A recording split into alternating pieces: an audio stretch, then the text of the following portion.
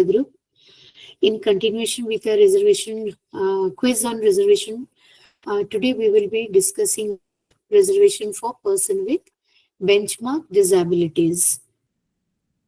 So coming to the first question, what percent reservation is mandated for person with benchmark disabilities in government job under the Right of Persons with Disability Act 2016?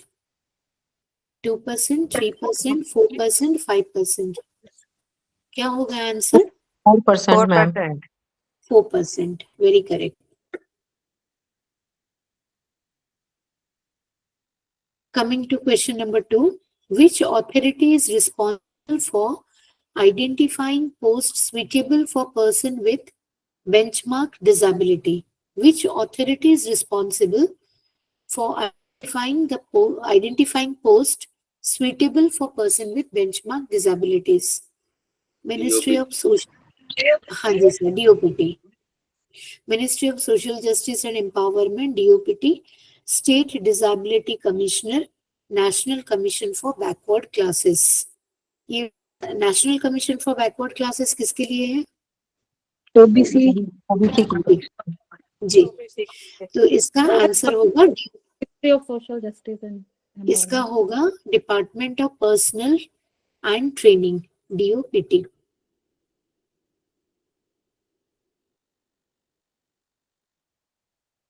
Now coming to question number 3, which section of Rights of Person with Disability Act 2016 mandates? हाँ 29 जी sir. Ma'am इससे पहले वाले question का पहला option क्यों नहीं हो सकता ma'am? Social empowerment, ministry of social sir ये सोशल जस्टिस एंड एम्पावरमेंट है ना जी, ये क्यों नहीं हो सकता है मैम? ये नहीं हो सकता है सर. जो मिनिस्ट्री का जो रिस्पॉन्सिबिलिटी दी गई है सर,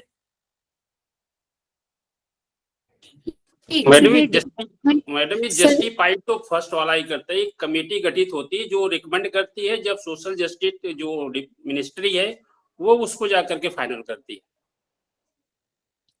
हाँ यहाँ पे ये क्वेश्चन है ना sir, which authority is responsible for identifying post suitable for person with benchmark disabilities.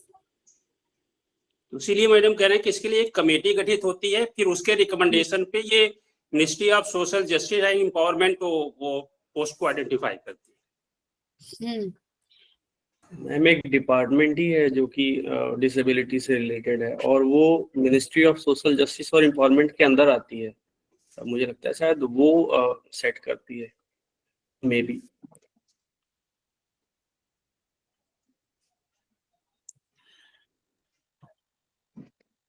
Sir जैसे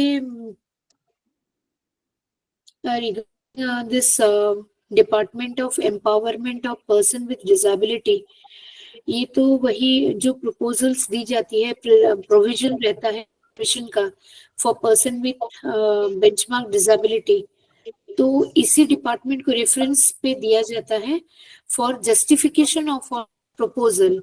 जैसे कि एग्जेम्प्टेड के लिए अगर किसी भी पोस्ट से इनको एग्जेम्प्टेड कर दिया जाता है तो उस समय department of empowerment of person with disability को भेजा जाता है.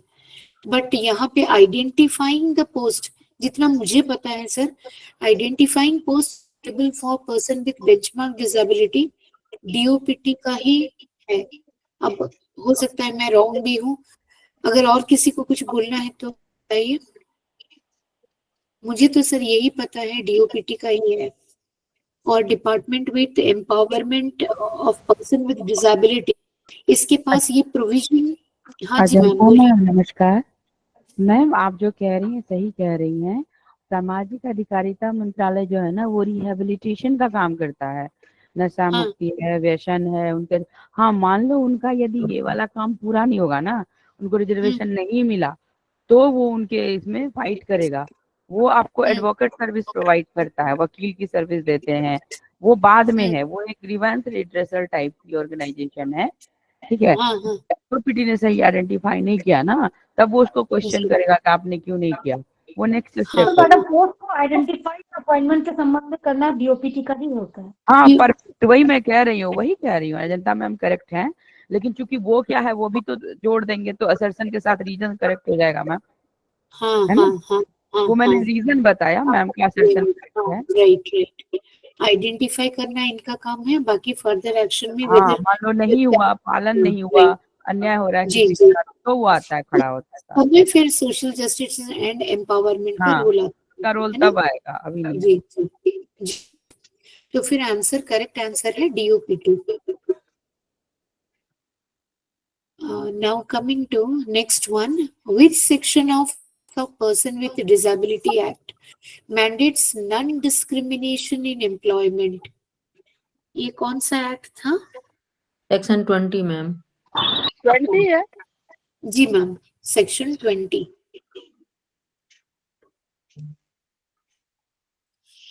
What quantum of reservation provided to persons with benchmark disabilities in higher educational institution? Quantum reservation provided to 3%. persons benchmark disabilities in higher educational institution. 2%, 4%, 5%. कितना होगा? 3%. 3%. ये याद रखना है। 3% is the correct answer. Madam इसमें 3 नहीं, इसमें 5% है, इसको करेक्ट कर लीजिए। हाँ बिल्कुल सही, बिल्कुल मुझे 5% है इसमें। 5% मतलब यही कहना है कि जब नॉर्मल वे में 4% हो चुका है तो इसके लिए 3% कैसे रहेगा? या तो 4 होगा या 5 होगा। नहीं, एजुकेशन के लिए तो 5% ही है, और नौकरियों के लिए 4%।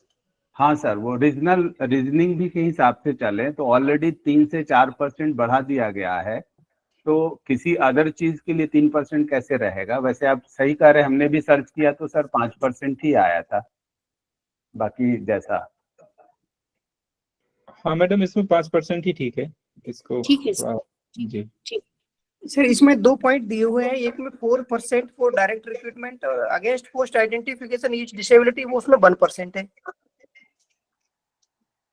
हाँ वो तो वही है ना सर, अगर मान लीजिए ये जो डिफरेंट टाइप ऑफ डिसेबिलिटीज हैं, जैसे कि मान लीजिए ब्लाइंड वगैरह हो गया या हियरिंग इम्पेयर्ड हो गया, तो उन लोगों का 1% ईच है, वही है, इंक्लूडेड है। टोटल 5% हो गया, ऐसा कहना है? नहीं नहीं सर, इसमें टोटल 5 कैसे हो गया सर? तो ये तो मेरे पास जो बुक है ना, है स्वामी हैंडबुक 2024 वाली है, तो उसमें तो 4% दिया है। हाँ सर, उसमें 4% तो है, लेकिन वहां पे देखिए सर, यहाँ क्या है कि अगेंस्ट, मैं वही रीड आउट कर रही हूँ, against the post identified for each disabilities of which 1% each shall be reserved for person with benchmark disability under clauses ABC. ABC क्या है? Blindness, deaf, locomotor disability.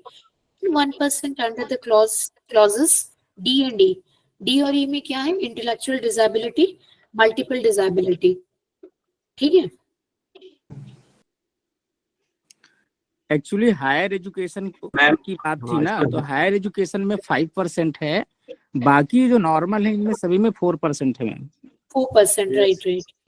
Higher education की बात की जा रही है। हाँ हाँ, वो तो नहीं, सर का क्वेश्चन अलग था, it was not related to higher education. Sir का अलग क्वेश्चन था कि 1% तो एक है तो फिर ऐड हो गया, नहीं वो बात नहीं है। ठीक बोला कि A B C D के लिए आपका 1% है, C तक 1% है, फिर वो D और E के लिए भी 1% है। हाँ, वो एक्सक्लूडेड है, otherwise excluded, unless otherwise excluded. Sir एक डिसेबिलिटी होती है मल्टीपल डिसेबिलिटी, जिसमें कई सारी डिसेबिलिटी जो जॉइंट्स होती हैं, उनके लिए 1% है, तो इस तरह से देखा जाए तो 4% हो जाता है। जैसे 1% VH के लिए, 1% HH के लिए, और 1% OH के लिए, एंड 1% में जो मल्टीपल डिसेबल्ड पर्सन्स हैं उनके लिए, इस तरह से 4% टोटल। ऐसा कह सकते हैं कि 4 कैटेगरीज है, 1 1 1 1 4। 5% समझ में नहीं आया मैडम, थोड़ा सा उसको बताएं प्लीज कैसे है। सर वो ये है कि हायर एजुकेशन में 5% रिजर्वेशन है।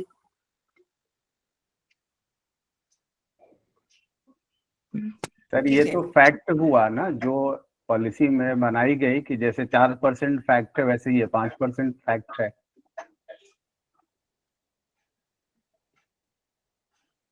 Thank you. Now coming to question number 5. Under what circumstances can a government establishment be exempted from providing reservation for person with benchmark disabilities? किस situation में? Lack of funds, insufficient applicants, if posts are not identified as suitable, all the above. All of the above. Not suitable, I not identified suitable. हाँ, वो identified अगर नहीं हुआ है, मुझे तो ऑप्शन 3 ही लग रहा है। Yes, madam. 3. फर्स्ट तो हो ही नहीं सकता। हाँ, फर्स्ट तो हो ही नहीं सकता, और इनसफिशिएंट एप्लीकेंट भी मुझे नहीं लग रहा है अप्रोप्रिएट। मुझे तो थर्ड ही अप्रोप्रिएट लग रहा है। मैम थर्ड ही होगा। थर्ड ही है ना? जी ma'am. Yes, third one is the correct one. Now, what happens if reserved vacancies for person with benchmark disabilities remain unfilled? Unfilled अगर होता है, they are abolished, they are carried forward to next recruitment year, they are converted to unreserved vacancies, they are redistributed among other reserved categories. क्या होता है? Carried forward. Carried forward. Yes, ma'am.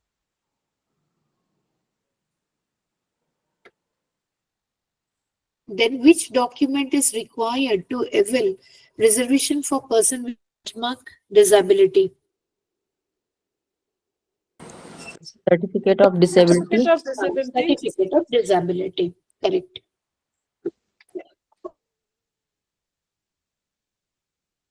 How is the number of reserve post for person with benchmark disability computed?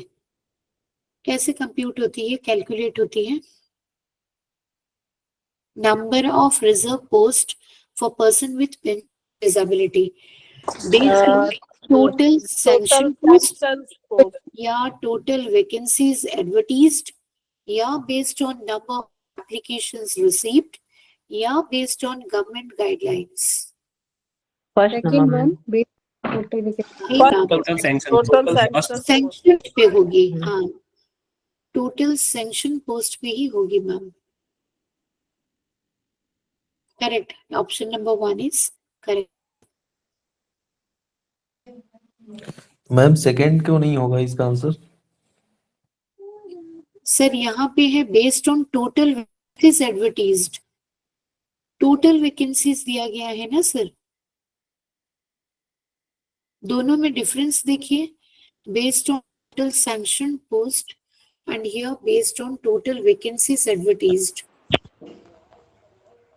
Hello ma'am अगर total post मान लो 100 है और लेकिन अभी जो वैकेंसीज निकाली है वो 50 की निकाली है, तो जो रिजर्वेशन होगा वो 50 के अकॉर्डिंग ही तो होगा। उन 50 के अंदर 4% का 50 के अकॉर्डिंग ही होगा ना, 100 के अकॉर्डिंग तो नहीं होगा। अभी जितनी एडवर्टाइज हो रही है मैम वो तो रोस्टर पॉइंट के हिसाब से होगा ना मैम, पहले से ही डिसाइड करके बैठे होंगे ना। हेलो वो 50 में से, हाँ रोस्टर पॉइंट तो होगी सर। एक्चुअली मैम जितनी पोस्ट क्या होगी सैंक्शन होगी उसको ही एडवर्टाइज करा जाएगा।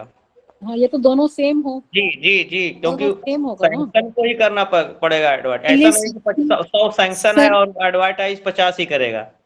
सर मुझे जैसे लग रहा है पहले तो सैंक्शन होगी then only vacancies will be advertised, है ना? यस, एडवर्टाइजमेंट नेक्स्ट स्टेप है, फर्स्ट स्टेप नहीं है। मुझे सैंक्शन होगी तब जाके, अगर पोस्ट ही नहीं है तो वैकेंसीज कैसे निकलेगी? तो इसलिए पहला वाला ही होगा, वैकेंसीज सेकंड स्टेप है। इसका आंसर मैम फर्स्ट था, लेकिन वैसे दोनों सेम ही रहेंगे ना चीज, मतलब दोनों में तो सेम तो रहेंगे मैम, डेफिनेटली सेम रहेंगे। हाँ डेफिनेटली सेम रहेंगे, बट ये क्या होगा, पहले पोस्ट सैंक्शन, ठीक है? जैसे कि मान लीजिए हमारे संगठन में कोई अभी जैसे स्पेशल एजुकेटर की बोल रहे हैं एडवर्टाइजमेंट निकलेगी, तो पोस्ट सैंक्शन होगी तब जाके ना एडवर्टाइजमेंट निकलेगी। राइट मैम, मुझे वही लग रहा है, वही लॉजिक मुझे लग रहा है। मैम दोनों सेम वही हो ही नहीं सकता। कंप्यूटेशन की बात है, जब वैकेंसी निकाल ही दी तब किस बात की कंप्यूटेशन, क्या कंप्यूट करेंगे आप? पब्लिक डोमेन में आ गया वो पहले की बात। इसीलिए तो मैं कंप्यूटेशन, इसीलिए तो बोल रही हूँ, क्योंकि वर्ड कंप्यूटेड है ना, इसीलिए हाँ सैंक्शन दोनों दो बात है, एक बात नहीं है। Most appropriate answer ma'am first ही है, most appropriate answer we are looking for. Exactly sir. First choice में नहीं रहेगा तो only then can we go for the second one, but here most appropriate देखना है ना सर, तो according to that first one is the most appropriate answer.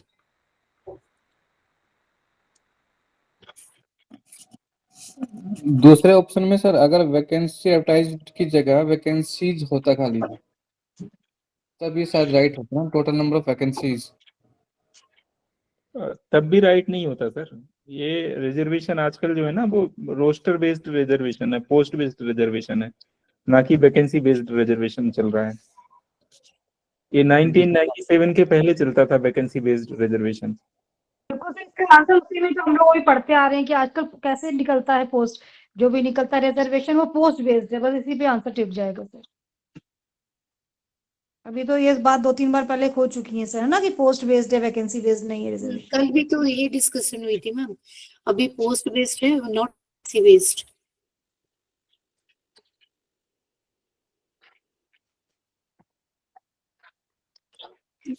Next question में चल, What is the purpose of maintaining a reservation roster for person with benchmark disabilities? क्या purpose हो सकती है? 2 नंबर। हाँ, to ensure equitable distribution of reserve post. इसमें अगर सबको ही है तो फिर आगे चलेंगे जी।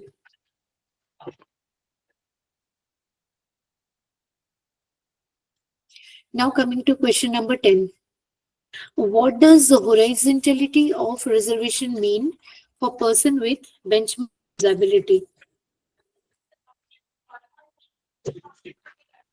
Second one, ma'am. Second. Yeah.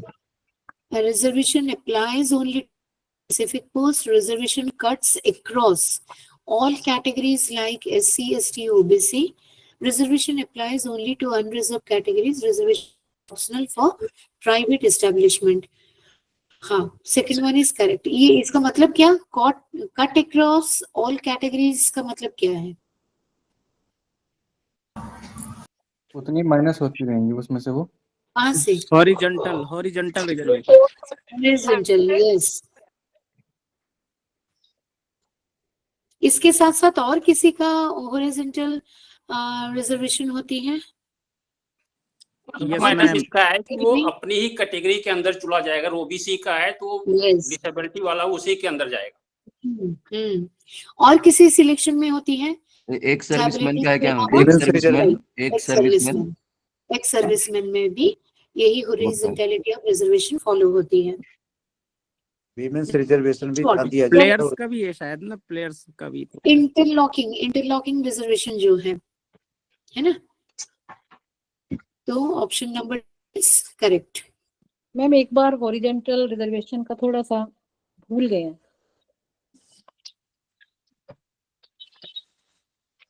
Ma'am, जैसे कि फिजिकली चैलेंज बोलिए सर, बोलिए। फिजिकली चैलेंज क्यों नहीं बोला इसमें सेकंड चॉइस में? कहाँ फिजिकली चैलेंज? डिफरेंशियली एबल भी ऑब्लिक में दे सकता था ना, like SC, ST, OBC and differentially able for all the categories. इसी कैटेगरी से ही उनकी कार्व्ड आउट होती है ना, ये हॉरिजॉन्टल रिजर्वेशन सिस्टम है। इसी कैटेगरी से horizontal reservation cuts across the vertical reservation. Ma'am ये जो 4% है ये अलग से नहीं होगा, इन्हीं SC, ST, OBC के अंदर ही। हाँ, यही तो बोल रही हूँ मैम, वही SC, ST, OBC से ही कार्व्ड आउट होगी, रिजर्वेशन दिया जाएगा 4%। किसी पे हो ना, ऐसा तो नहीं, चारों SC भी हो सकते हैं, जो 4%। हाँ वही तो एससी में भी 4%, एसटी में भी 4%, ओबीसी में भी 4%। ऐसा मान लीजिए कोई आदमी ना एसटी है ना एससी है तो क्या उसको रिजर्वेशन आप नहीं देंगे? फिजिकली चैलेंज है तो ऐसा नहीं होता है। बात मैम यह वो है कि जनरल में होगा ना, तो फिर जनरल में जाएगा। दोनों कोटा में कॉल करता है तो पहले वो अनरिजर्व। सोशल वाला कोटा लगेगा फिर फिजिकल कोटा लगेगा। पहले सोशल कोटा फिर फिजिकल कोटा। सपोज हाँ, किसी एस का unreserved, हाँ right, right. भी है और वो फिजिकल चैलेंज भी है, तो उसको पहले एसटी का काउंट करेंगे और फिजिकल वाला रिजर्वेशन पोस्ट खाली रहेगी जो फिजिकली चैलेंज है उसके लिए। ऐसा नहीं है कि एसटी एससी ओबीसी में ही काट के देते हैं। फिर तो जो एसटी एससी ओबीसी नहीं है और वो दिव्यांग है तो उन्हें रिजर्वेशन नहीं मिलेगा इस साल। हाँ उनको तो फिर मिलेगा नहीं ना, ऐसे नहीं होता। तो उस नहीं होता है अनरिजर्व। फिर उसके बाद unreserve candidate with benchmark disability against unreserve point relevant to their reservation roster. इसीलिए कट अक्रॉस उससे करते फिर वहां से कट जाता है वो, मतलब हाँ, सिंपल हाँ, नट सेल में एक लाइन में समझने के लिए कोई आदमी का पहले सोशल कैटेगरी लगता है तब उसका फिजिकल कैटेगरी। कुछ ऐड ऑन करना चाहूंगा मैम। जी सर बोलिए। मैम ऐड ऑन करना चाहूंगा, हाँ जी इसीलिए सर, इसमें क्या है बोलिए। ना, जो बेंचमार्क डिसेबिलिटी जो पर्सन्स हैं at the time of applying, जब अप्लाइंग करेंगे ना मैम एप्लीकेशन के टाइम, तो इनको ना they have to specify their category कि उनकी कैटेगरी क्या है। जो बेंचमार्क डिसेबिलिटी पर्सन्स हैं उनको अपनी सोशल जी। कैटेगरी उसमें मेंशन करनी हाँ होती है मेंशन बिकॉज करनी ऑफ दिस पड़ेगी पर्टिकुलर सर। रीजन। हाँ डेफिनेटली सर, डेफिनेटली, ताकि वो अगर इस कैटेगरी में ना हो तो अनरिजर्व से ही उसको दिया जाएगा। सोशल कैटेगरी तो सभी लोग भरते हैं फॉर्म में। बेंचमार्क डिसेबिलिटी वाले को सब कैटेगरी भरनी होती है कि 1% का वो कौन सा परसेंट लेगा। सोशल कैटेगरी तो सब भरते हैं, कौन नहीं भरता? अगर जो है ये 4% अलग से जोड़ा जाएगा तो 50% की क्राइटेरिया क्रॉस हो जाएगी। बहुत सिंपल है, इसीलिए वीमेंस इसी से ही दिया जाता है। वीमेंस रिजर्वेशन हो, प्लेयर्स का हो, एक सर्विसमैन हो, ये डिसेबल्ड हो, ये अपने ही कैटेगरी में 4% इनको सीटें आवंटित की जाएगी जिसका भी, नहीं तो 50% क्रॉस हो जाएगा। ये एक इशू है। और ईडब्ल्यूएस कैटेगरी में भी अगर कोई डिसेबल है तो ईडब्ल्यूएस कैटेगरी की जो सीटें अलॉट होगी उसमें से 4% उसको मिलेंगी। एक सर क्वेश्चन है ना, 75% तक रिजर्वेशन है, कहीं क्वेश्चन था ना का सर वो तो सर स्पेशल केस है, वो इसके अंदर नहीं आएगा। सर जो शेड्यूल 9 में रिजर्वेशन डाल देते हैं, जैसे तमिलनाडु ने डाला है, झारखंड डाल दिया है, तो वो एक अलग इशू है। आप कोई भी चेंज अगर शेड्यूल 9 में ले जाकर कर देंगे तो शेड्यूल 9 जो है जुडिशरी में क्वेश्चनेबल ही नहीं। तो आज भी कहीं भी आप शेड्यूल 9 में जो भी अमेंडमेंट करके डाल देंगे वो एक्सेप्टेबल हो जाएगा, फिर उस पर जुडिशरी कुछ नहीं कर सकती। Okay sir. सर फिर से बोलिए, कुछ फिर से बोलिए सर, समझ नहीं आया। अच्छा स्टेटमेंट था सर, प्लीज रिपीट। मैम जैसा कि मैंने कहा कि अभी जो गाइडलाइन है उसमें 50% से एबो रिजर्वेशन एक्सेप्टेड नहीं था, लेकिन जैसे ईडब्ल्यूएस को दिया गया, ये सारे रिजर्वेशन या तमिलनाडु गवर्नमेंट देती है 69% या झारखंड गवर्नमेंट 75% देती है, ये सारे रिजर्वेशन जो 50% एबो दिख रहे हैं, ये सारे जो रिजर्वेशन डाले गए वो शेड्यूल 9 संविधान में जो हमारा शेड्यूल 9 है उसमें कोई भी सब्जेक्ट आएगा तो वो उस पर किसी भी प्रकार उसको एग्जामिन नहीं कर सकती। जितने हमारे लैंड रिफॉर्म आए हैं वो सब शेड्यूल 9 में है। तो एक शेड्यूल 9 बहुत इंपॉर्टेंट हमारे कॉन्स्टिट्यूशन का, उसमें अगर कोई भी चीज डाल देगा पार्लियामेंट उसे आप या लेजिस्लेचर, तो उसको उसमें जुडिशरी रिव्यू नहीं कर सकती। आज भी उसमें नहीं गवर्नमेंट होता है, तो ये कर सकती है। पुनरीक्षण बोलते हैं उसको, न्यायिक पुनरीक्षण नहीं होता। तो सर इसमें तो कौन सा वाला रिजर्वेशन उसमें डाला गया है 9 में?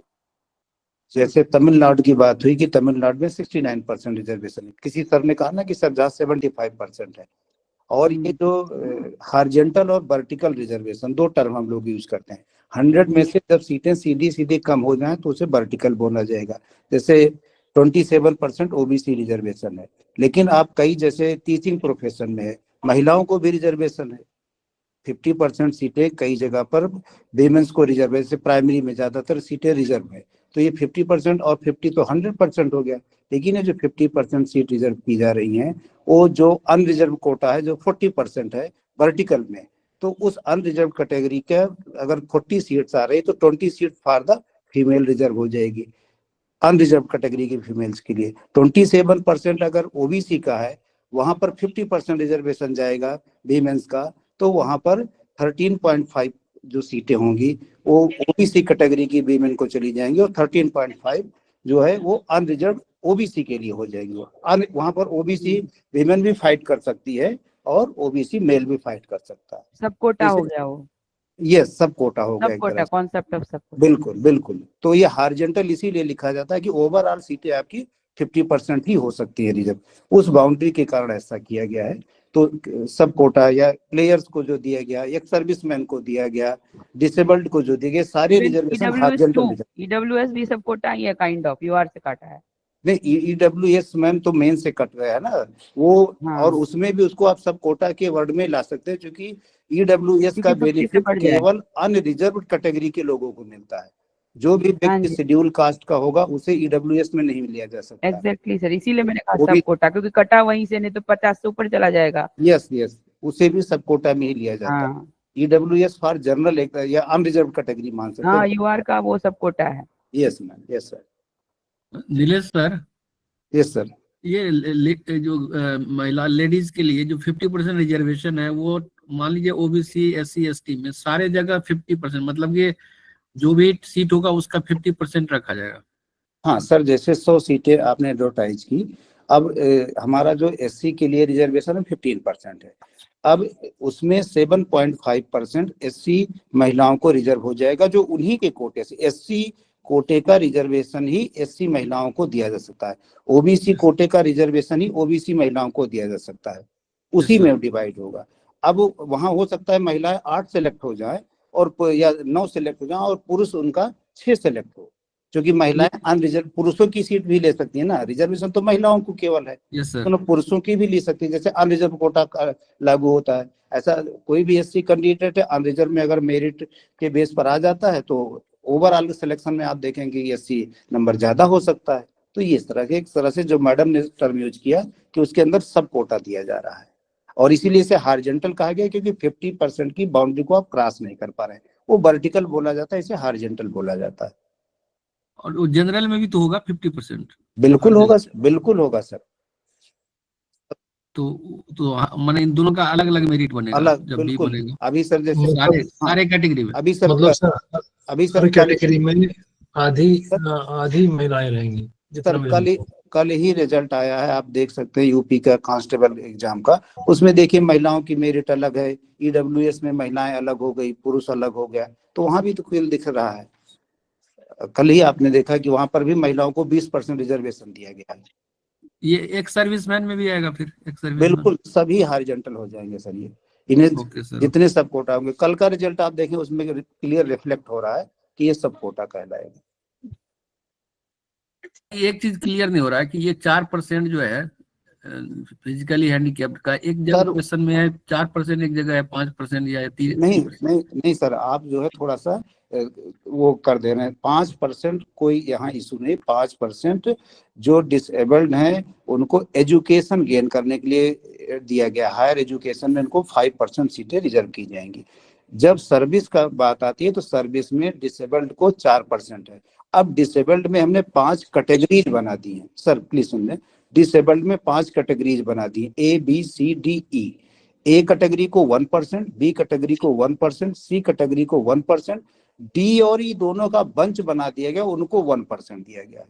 डी और ई जो है वो बेनिफिट में नहीं है, डी और ई एक साथ रखे गए हैं, चाहे वो आपका क्या कहते हैं इंटेलेक्चुअल डिसेबिलिटी हो या मल्टीपल डिसेबिलिटी हो। ये दोनों को अगर दोनों है तो इनको मिला के 1% मिला है, तो डी और ई एक साथ आ रहे हैं।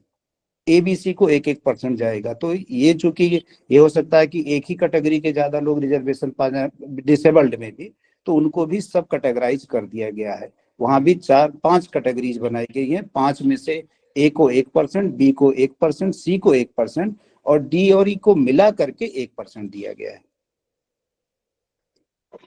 तो ये 3% वाला कंसेप्ट नहीं है सर? अब 3% नहीं सर, 3 तो कहीं सीन में नहीं है सर। हमारे सीन में केवल 2 है, 4% और 5%। 4% जॉब के लिए, 5% हायर एजुकेशन के लिए। सर केवीएस में जो एडमिशन होता है उस कंडीशन में कितना परसेंट होता है वो, माने इसके लिए केवीएस में जो एडमिशन होता है?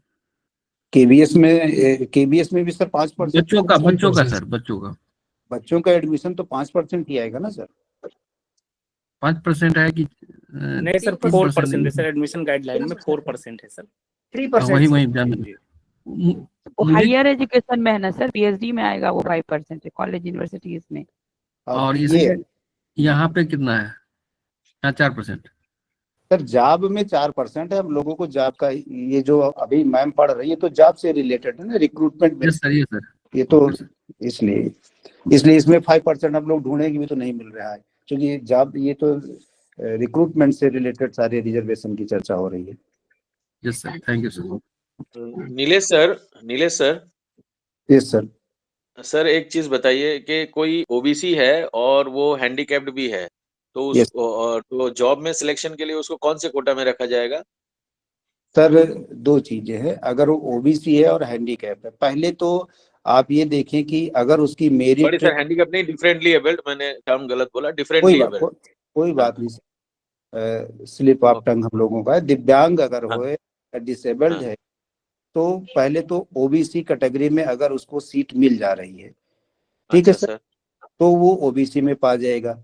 और अगर ओबीसी में उसकी मेरिट डाउन हो गई तो वो डिसेबल्ड में पा जाएगा, ठीक है।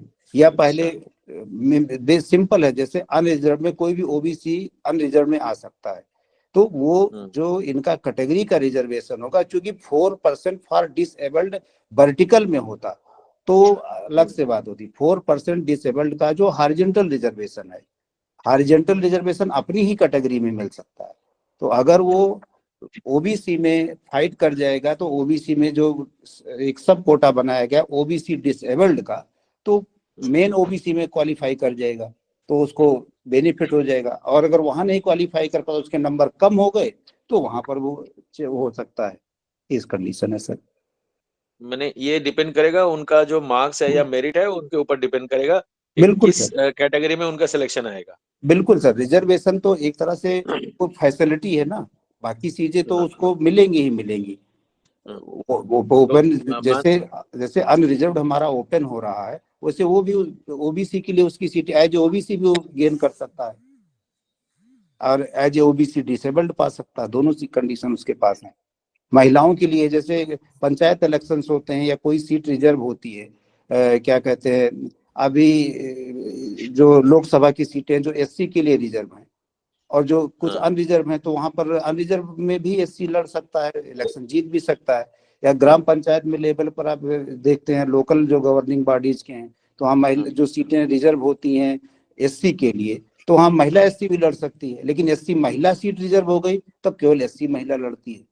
वहां तो और क्लियर होता है रिजर्वेशन। वहां भी हॉरिजॉन्टल और वर्टिकल रिजर्वेशन चल रहा है। इसका मतलब ये जो डिफरेंटली एबल पर्सन है, अगर इनका मेरिट अच्छा रहा और ये ओबीसी में ही सिलेक्शन ले लिए, तो उनका जो डिफरेंटली एबल का जो अलग से कोटा था वो किसी दूसरे को मिलेगा वहां भाई सर, वो अपनी में फाइट कर रहे हैं, वहां भी कोई जो और डिसेबल्ड होंगे उनको चांस मिल जाएगा ना। रिजर्वेशन तो फैसिलिटी है, जैसे उसको प्रमोट करना है ना। रिजर्वेशन और प्रमोशन है, चाहे वो एससी के लिए हो, चाहे ओबीसी के लिए हो, चाहे वीमेंस के लिए हो। वो तो उस पर्टिकुलर सेक्शन जो हमारी सोसाइटी का, उसको प्रमोट करना है, उनके नंबर्स को बढ़ाने के लिए है। मतलब इसी तरीके से अगर कोई शेड्यूल कास्ट में है, अगर वो मतलब जनरल में सिलेक्शन ले लेते हैं, तो उनका शेड्यूल कास्ट वाला पोस्ट किसी दूसरे को मिलेगा। बिल्कुल, अगर वो मेरिट में अच्छे आके ले लेते हैं तो मतलब वही सेम केस हो गया। बिल्कुल, अगर वो लिमिट में बांध दिया गया तो रिजर्वेशन तो उनकी जो एक तरह से कहते हैं प्रमोशन नहीं करेगा, बल्कि उनको लिए डिसएडवांटेज बन जाएगा ना। हाँ सर। भाई पॉपुलेशन इतनी ज्यादा है एससी या ओबीसी की, और उन्हें आप 15% या 27% में लिमिट में रख देंगे तो लॉस है। तो फिर उल्टा हो गया, रिजर्वेशन का मतलब ही नहीं निकला। रिजर्वेशन फॉर प्रमोशन है, मतलब यहाँ पर उस सोसाइटी को प्रमोट करने के लिए, उसको एम्पावर करने के लिए मेरा प्रमोशन का ये सेंस है। नीलेश सर, एक बार हॉरिजॉन्टल और वर्टिकल वाला जो एग्जांपल से थोड़ा बता सकते हैं क्या? ये हॉरिजॉन्टल कौन सा हो? सर सिंपल सा है, जैसे अभी जो यूपी में रिजल्ट आया सर, उसमें 20% वीमेंस रिजर्वेशन था। ठीक है सर। अब अगर वहां पर जो है 100 सीटें थी, उस 100 सीट में जो हमारा साधारण रिजर्वेशन जिसको हम लोग देख रहे हैं उसमें 15 सीटें चली गई एससी के लिए, 27 सीटें चली गई ओबीसी के लिए, 7.5 आपका चला गया एसटी के लिए, 10 आपका ईडब्ल्यूएस के लिए चला गया, अनरिजर्व कैटेगरी या अनरिजर्व कैटेगरी के लिए आपकी पहले 50 बन गई। अब सर इसमें जो 15 सीटें एससी के लिए हैं, जब 20% लग गया तो एससी में भी बढ़ गया सर। अब एससी का जो 12 सीटें चली गई एससी ओपन और 3 सीटें एससी वीमेन के लिए रिजर्व हो गई। यानी अब इस कैटेगरी में कम से कम 3 एससी कैटेगरी की महिलाओं का सिलेक्शन अनिवार्य रूप से हो जाएगा। 20% का है। हाँ, ये वहां पर जो सर आया वो 20% है। ओके। जो हाँ, ये तो गवर्नमेंट किसी जॉब के लिए अलग अलग वो कर देती है। इसी प्रकार 27%। अब जब अनरिजर्व्ड का हुआ तो इसमें 50 सीटें थी, 50 सीट में 10% आपने सॉरी 10% कोटा आपने उनको दे दिया है, क्या कहते हैं, ईडब्ल्यूएस को, तो 40 सीटें अब बाकी बची। अब अगर अनरिजर्व कैटेगरी है तो उसके पास 40 सीटें होती है और इस 40 में से 20% सीटें रिजर्व हो गई महिलाओं के लिए। तो 40 में से 8 सीटें महिलाओं के लिए रिजर्व हो गई अनरिजर्व कैटेगरी की और 32 सीटें ओपन हो गई। अब इसमें 8 अनरिजर्व महिलाएं तो वहां हो सकती हैं, 9वीं भी हो सकती है, 10वीं भी हो सकती है, लेकिन पुरुष जो है अनरिजर्व कैटेगरी का 32 से 33 नहीं हो सकता, जबकि अनरिजर्व 40 थी। तो अभी सर ये क्या बता रहे थे, वर्टिकल और हॉरिजॉन्टल दोनों हम लोग देख रहे थे। 20% जो है हॉरिजॉन्टल है, 20% हॉरिजॉन्टल है और वर्टिकल हो गया हाँ। 27%, 15%। और ये आप सर लाइन ड्रा करते हैं तो उसमें वर्टिकल ही तो कटेगा, उसी सेक्शन की महिला है या उसी सेक्शन का पीएच है या उसी सेक्शन का एक सर्विसमैन है, तो वो हॉरिजॉन्टल हो जाता है। ये टर्म इसीलिए यूज की गई, हॉरिजॉन्टल और वर्टिकल 2 रिजर्वेशन यूज की जाए। Thank you sir. Thank you. एक लाइन और जोड़ूं मैं इसमें? Yes sir. सर इसमें ये भी है कि जब आपको किसी कहीं सिलेक्शन के लिए स्पेशल रिलैक्सेशन दिया जाता है तो उसके अंदर आप हॉरिजॉन्टल चले जाते हैं। मान लीजिए ओबीसी के हैं, वहां जनरल अपर एज लिमिट 30 साल रखी गई किसी सिलेक्शन में, ठीक है। अब और आपके एज जो है 30+ 3 साल ओबीसी को दिया जाता है और 30+ एज में है, उसमें आप कितने भी मार्क ले आए तो आप जनरल में नहीं जाएंगे, मतलब अनरिजर्व कैटेगरी में नहीं जाएंगे। लेकिन अगर 30 साल के अंदर में जो जनरल अपर लिमिट बाउंड की गई है एज की, उसके अंदर अगर आपकी मार्क बहुत अच्छे जाते हैं तो आप अनरिजर्व कैटेगरी में चले जाएंगे। लेकिन अगर 30+ में चले जाए, जो 30 साल का आपको रिलैक्सेशन दिया गया है, उसके अंदर आप अगर आप आ रहे हैं तो आपको कितना भी मार्क पा जाए अनरिजर्व में नहीं ले जाएंगे। हाँ, वो तो सर आपके सिलेक्शन में जो रिजर्व कैटेगरी की फैसिलिटीज दी थी, जिस तरह के रिलैक्सेशन थे एज का या मार्क्स का, तो वो तो इसलिए वो अप्लीकेबल हो गया ना वहां पर। इसलिए वो तो आप अगर एज का वो ले रहे हैं बेनिफिट रिजर्व कैटेगरी का, तो अनरिजर्व में आप नहीं हो सकते भले मार्क्स अच्छे हों। एक टीना डाबी वाला एग्जाम्पल है कि वो टॉप करते हुए भी उनको एससी कैटेगरी में रखा गया, क्योंकि जब उन्होंने प्रीलिम्स क्वालिफाई किया था तो प्रीलिम्स वो एससी कोटे से ही क्वालिफाई कर पाई थी, उनके मार्क्स कम थे। बस जब फाइनल सिलेक्शन हुआ तो उन्होंने टॉप किया, लेकिन उनका जो वो है देखा जाता है वो रिजर्व कैटेगरी में ही उनको काउंट किया जाता है। सर एक चीज और था, जैसे ओबीसी वाला था, ओबीसी में कहीं मैं कल देख रहा था, ओबीसी के रिजर्वेशन में क्योंकि क्लियर है कि फैमिली की नहीं बल्कि पेरेंट की इनकम देखी जाती है, और अगर पेरेंट जो है वो रिजाइन कर दे, रिजाइन करने के बाद अब उसका लड़का जब उसकी इनकम 0 हो जाएगी, या कुछ एसेट उसने बना ली, एसेट अगर वो अपने बच्चे को ट्रांसफर कर दे, गिफ्ट कर दे या उसको नाम रजिस्ट्री कर दे, और पेरेंट अपनी इनकम डाउन कर ले जाए 8 लाख से नीचे, तो बच्चा 60 लाख 70 लाख की एसेट रख करके, करोड़ों की एसेट रख करके भी रिजर्वेशन ओबीसी का ले सकता है। अगर खुद धनी है तो उससे उसको फर्क नहीं पड़ता। मैं ऐसा देख रहा था कि किस तरह के मैकेनिज्म से आप ओबीसी में बेनिफिट ले सकते हैं। आप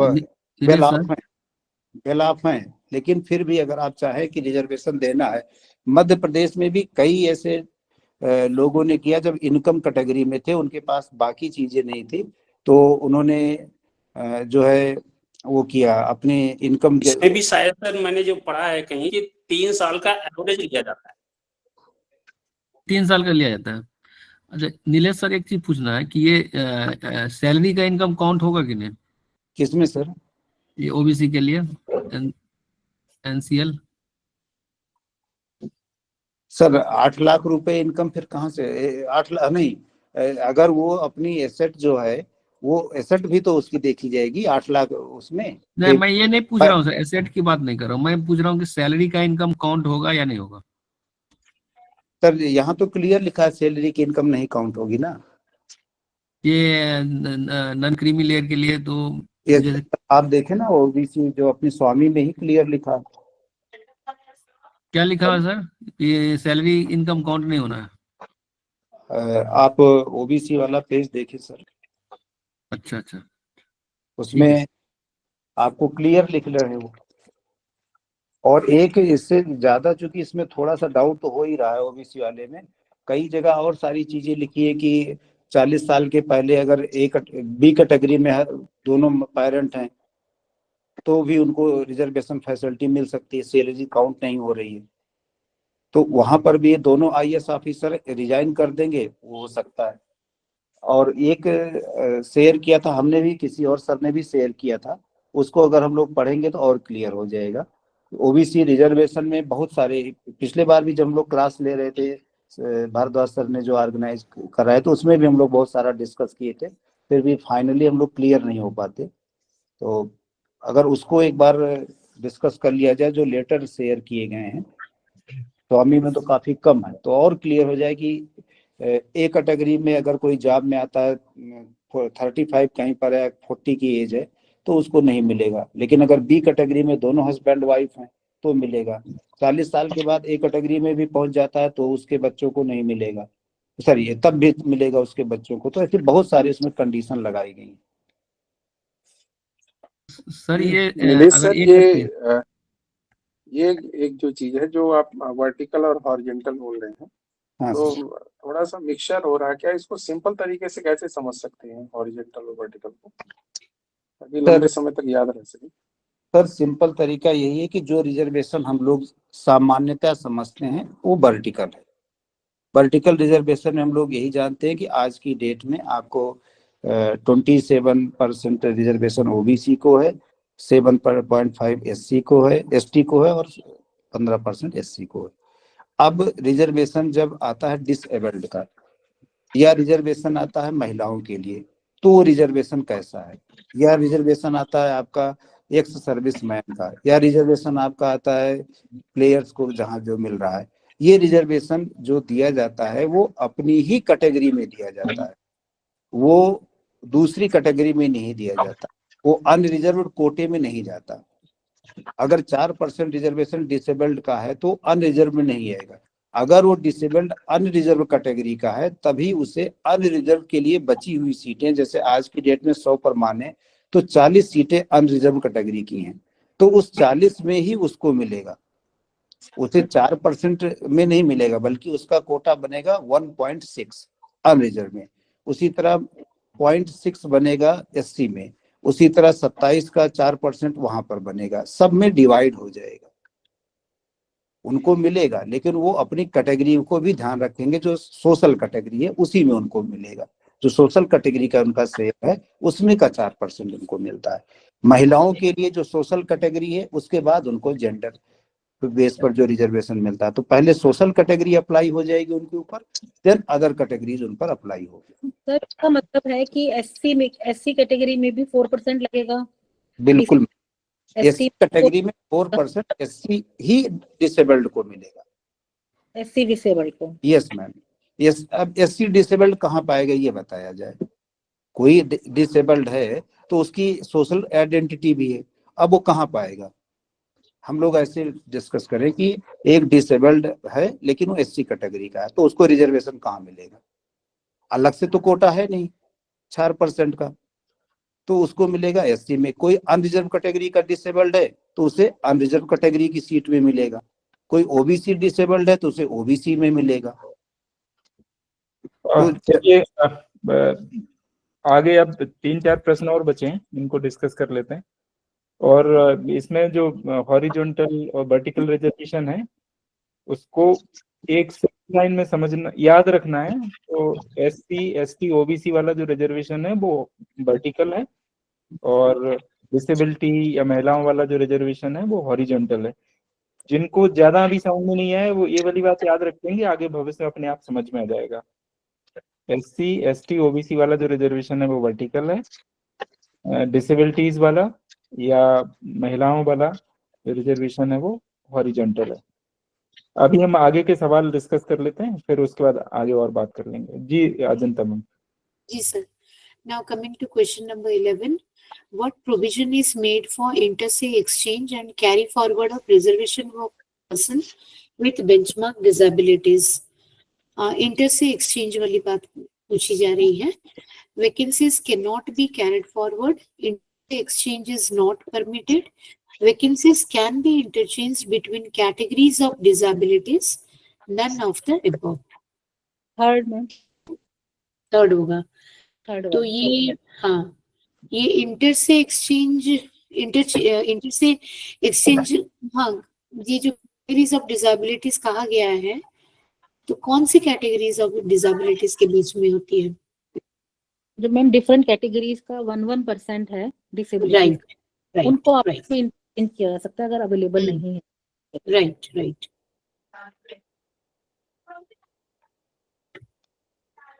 So here, this is the correct answer. Now coming to question number 12, what is the relaxation in standard suitability for person with benchmark disabilities? What is the relaxation in the standard of suitability for person with benchmark disabilities? No relaxation is provided. Relaxation as per government notification, automatic qualification for all advertised post, lower examination fee. क्या होगा ये? Second one relaxation as per government notification. Relaxation as per government notification. What is the relaxation in the standard suitability for person with benchmark disability? It is as per the notification by government. देखते हैं, correct. Relaxation as per government notification. Now coming to question number 13, who oversees medical examination to confirm benchmark disabilities for reservation purpose? State Health Department, Central Government Hospitals, Chief Medical Officer, Authorized Medical Board. Authorized medical board. Yes, Authorized Medical. Correct. Now coming to question number 14, what annual report must be submitted regarding presentation of person with benchmark disabilities? What annual report must be submitted? Roster of appointment, of unfilled vacancies, representation report to the Chief Commissioner for Disabilities, none of the above. Third one Representation report. To the Chief Commissioner for Disability. Correct. Now coming to last question. Are person with benchmark disabilities exempted from application and examination fee? Yes, always. No, never. Yes, if specified in their job advertisement. Yes, always. Yes, for central government job only. Yes, always. Correct. So that's all for today's discussion. Thank you, one and all.